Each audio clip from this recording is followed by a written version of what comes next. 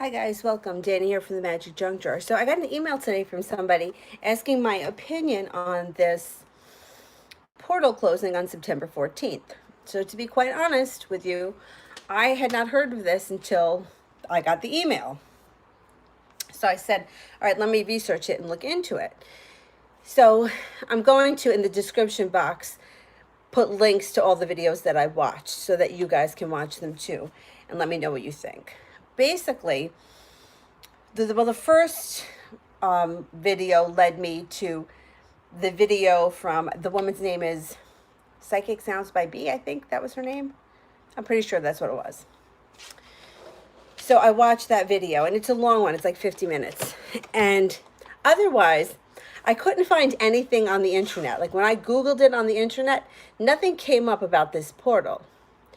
So I'm not saying that I don't believe it for that reason. I'm just saying that I'm not sure if this is something that this woman has either intuitively come up with, or it's a conclusion that she's drawn from what she sees astrologically, or like I think that she was saying at one point what she's hearing.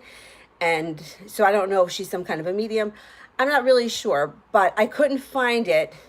I couldn't find anything on it by anybody else, except for the first woman that led me to her. And then another video came up in my feed about this. So I thought, oh, maybe this is, somebody else's opinion. This is some kind of phenomenon that is known and I just haven't heard about it. But when I clicked on her video, she was referencing the same woman, the Psychic B. So every month, I always read Susan Miller. I've been following her for years, and I read hers on the first, and I couldn't recall anything about a portal or timelines changing, but maybe I missed it. But when I Googled it, nothing came up. So I don't think that Susan Miller mentioned anything about this. And I've been following her for years. So I really like her. And also Michelle Knight I follow. I really like her, and I can't remember her saying anything about it either. So that's like why I'm saying I'm not sure if this is something that this woman is either channeled herself or this is something that intuitively she feels. But basically, this is the gist of it. What she's saying is, and I'm going to tell you, all right, I'll get to me afterwards. Basically, this is what she's saying. That back in March, a portal opened when we had new moon in Pisces. Pisces being the ending, the final sign of the zodiac. Opened up a portal, and between that time and when it closes 6 months later in September, the full moon in Pisces, it was like a culmination of us changing our directions, or changing the directions of situations in our lives that are no longer working. So what the gist of it was, if you have not made a decision, and the timeline that she gave was mid-August until September 14th, I think it was. But the sooner the better. If you didn't make a decision to leave something that wasn't working behind, a bad marriage, a bad relationship, a bad friendship, toxic work environment, whatever it is, if there is something in your life that you know is not working, but for some reason you can't get rid of it, if you don't make the decision by this time in September, at the time of the full moon, then you will be karmically linked to these things for the next 12 years. If you have made the decision, then your life will go in a very pleasant direction after September 14th. So she's saying that this timeline is going to close, and you're going to get stuck in one timeline or the other. So if you work in a toxic environment and you've known for the last 2 years that you should get another job and that this is not the environment for you, but you've chosen not to do anything about it, if you have not made the choice by September 14th to leave that job, you'll be stuck there for the next 12 years.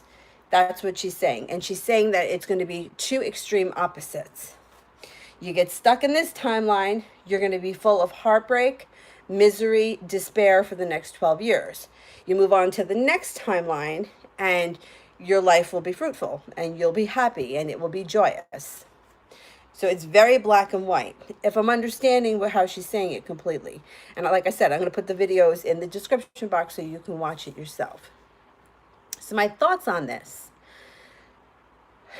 First of all, the whole timeline thing to me is kind of fascinating because that draws me back to the Mandela effect. So with the Mandela effect, that's one of the theories, is that some of us have changed timelines, which is why some of us remember things certain ways, and some of us remember things other ways, even if we're not in the same location. So just as an example, and I think I maybe made a video about it way back when, the Monopoly Mandela effect that my brother and I had experienced over 20 years ago. The effect was we spent our lives playing Monopoly. We played Monopoly when we were kids with our grandparents, like all the time, several times a week. And one of the yellow properties, all right, there was Atlantic, Marvin Gardens, and what we knew it to be was Ventor, Ventor, Ventor. Now, I can't imagine playing this game for all those years with my grandparents and nobody realizing that we were not reading the name Ventnor correctly. We were saying it wrong and reading it wrong, and nobody corrected us. So I was living with my mother, and my mom's been dead for 20 years, so this is how long ago this happened. Co-worker of mine, my brother, me, and my boyfriend at the time were playing Monopoly. The co-worker lands on what we know it to be as Ventor. And he says, I'll buy that, Ventnor. So we all start making fun of him. We're like, what do you mean Ventnor? It's Ventor. Sure enough, pick up the card and there it is, Ventnor, N-O-R. So we were like, oh my God, for all those years we were reading it wrong and nobody ever corrected us. We laughed it off and that's where it left. 20 years later, I'm watching a video from Moneybag 73, and he had this Mandela effect with his wife. And his wife, who doesn't even believe in the Mandela effect, they were playing Monopoly out on the deck. He goes in the house to get something, and she calls him that she thinks she found a Mandela effect. They have the same experience where they thought it was Ventor, just like we had, but we had that experience 20 years prior. So he's in California, we're in New York, 20 years apart, but we had the same experience. I mean, is it possible that we just don't read well? I mean, I don't know. And nobody ever caught that mistake.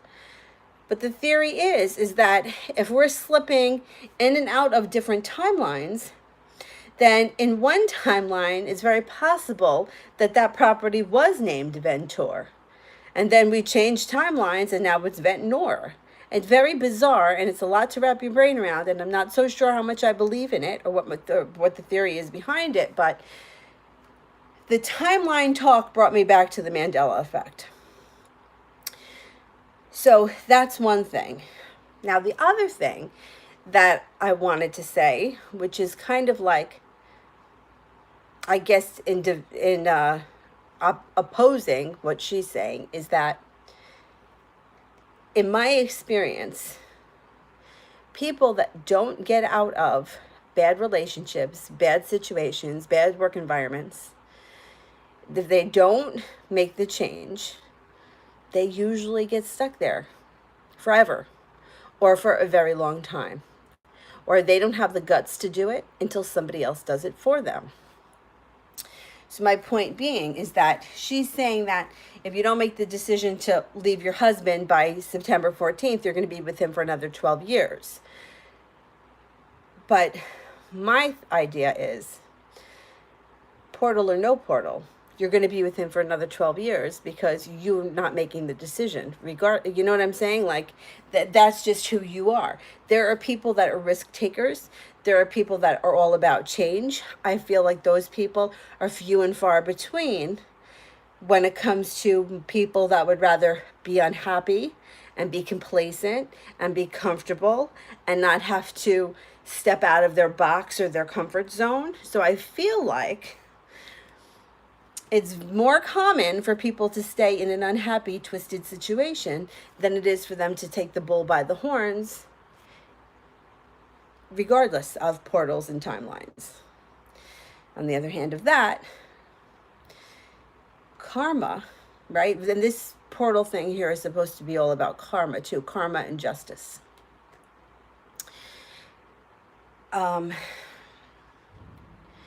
Karmically, do we get what we deserve? Well, I think that growing up my whole life, I always believed in karma. I really did. I thought that, well, eventually what goes around comes around. However, the older I got, the less I started to see that to be true. I mean, I've seen people do horrible things to each other, and I've seen good people being really taken advantage of. And where's the reward or the punishment? I never saw it. I never saw it. So, and the argument could be, well, you just didn't see it, or it's not your place to see it, or you may not know. Okay, that's true. Maybe I don't know. But I know that I've seen and heard horrible things happening to people that, in my opinion, in that particular situation, didn't do anything wrong and didn't deserve to be treated the way they were treated. So I have a little bit of a hard time with the karma and the justice thing. As far as I'm concerned, for me, with like my personal relationships, I'm not going to say that I've ever been perfect with any relationships with anybody in my life, but I do think that I've been screwed over more than I was screwing over anybody else. And I'm not talking in just, like in all kinds of relationships, like friendships and work situations and love relationships. Like, I think that I was screwed over more. So do I think I'm going to reap some kind of a reward now? I don't know. But this is where I find it to be, when it comes to me personally, just because of the dates, I found it to be pretty coincidental. So she says that the portal opened on March 6th with the new moon. And March 6th was my birthday. And I noticed that there was a new moon because I've always studied astrology, so I want to see what's happening this year. And the new moon would indicate to me, it could indicate the birth of a child or the conception of a child, but it also could indicate a new journey or a new beginning of some type. So that's kind of along the lines of what I was thinking, like some kind of a new journey. But then she brings up April.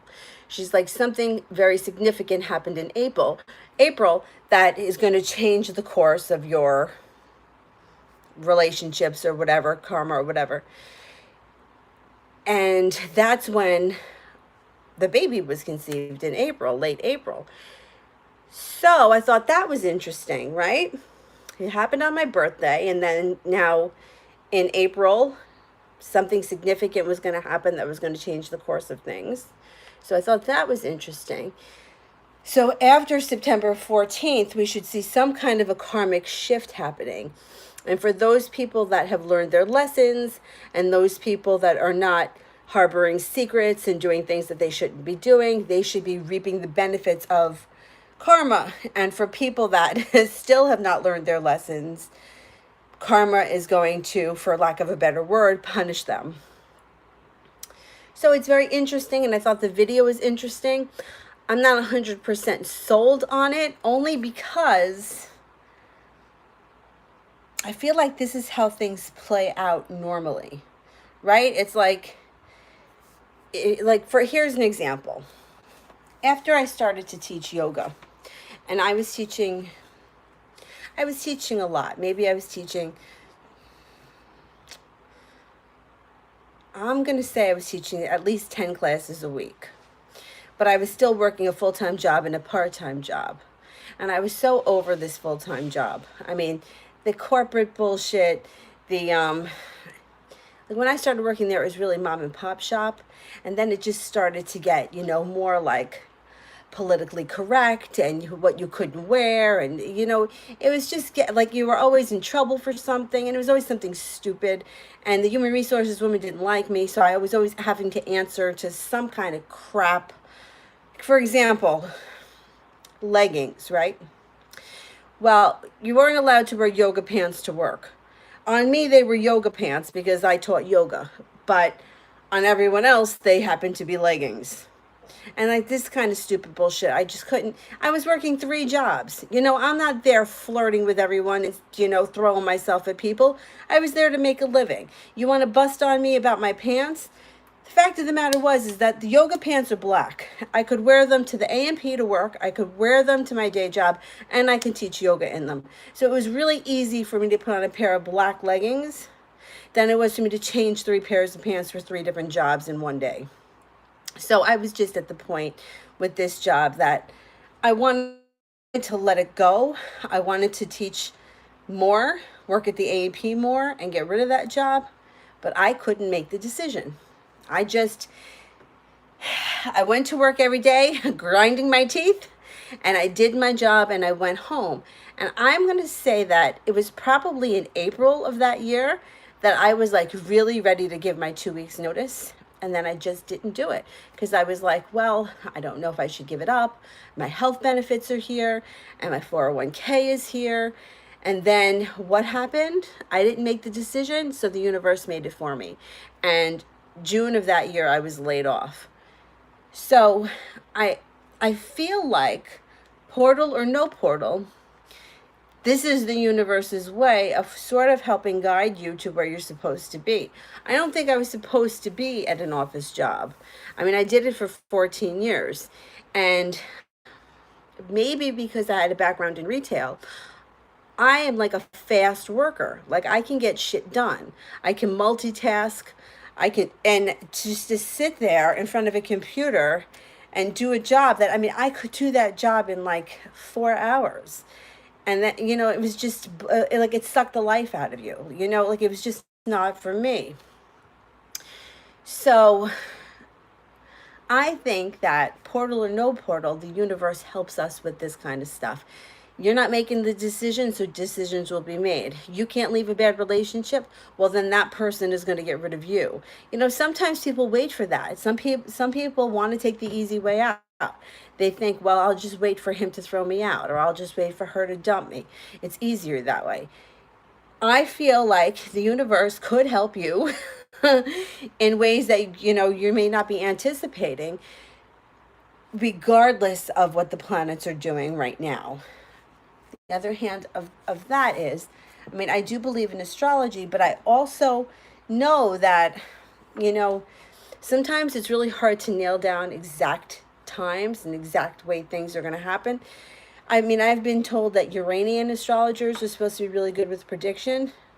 I've also been told that Vedic astrologers are known for great predictions. I've seen both of them, and there are a lot of things that they told me were going to happen that have not yet happened for me. So I get on the fence about that stuff too sometimes. So to be honest, I really think that, and this is where it goes back to the whole law of attraction thing. Can you believe in astrology and tarot card readings and work the law of attraction at the same time? And my answer to that would be yes, because these readings and these astrology things can work for you in your favor. For example, if you know that Venus is sitting on your sun, it's a good time for love to enter your life. You use that while you're manifesting. This is a good time for it to happen. It helps you to believe that. The negative aspects, you ignore them. Just like you would ignore a situation that you don't like that shows up in your life that you wish it to go away. Like I always suggest with a third party, ignore them, let them go away. And the same thing with the tarot card readings. The tarot card readings can be telling you what is going on at this moment right now. It doesn't mean it can't change, which is also similar to when people say ignore the reality. So if you want something for somebody and they tell you no, you ignore that reality, don't react to it, and you just intend for that answer to change. Law of attraction. It's the same thing with the tarot cards. If the tarot cards are showing right now that you're not going to meet anyone, doesn't mean you're not going to meet anyone ever. It just means that you're probably not going to meet someone tomorrow or this week. But it doesn't mean that if we pull these cards 3 days from now or 3 weeks from now, that can't change. Right? So the video that she put together was, I thought it was really, it was done really well. I mean, she had, the dates and the times and the planets and everything. And I understand what she's saying about the karma and the justice. But I almost feel like that happens to us anyway, all the time. So I'm going to be curious to see the way this plays out for all of us in the future. So something to think about. If there's someone that you're looking to get rid of them before September 14th, and let's see what happens. All right. Put your comments below. Thanks for watching. And if you like what we're doing here at the Magic Junk Drawer, don't forget to like, subscribe, and share us with your friends, and we will see you soon. Thanks. Bye-bye.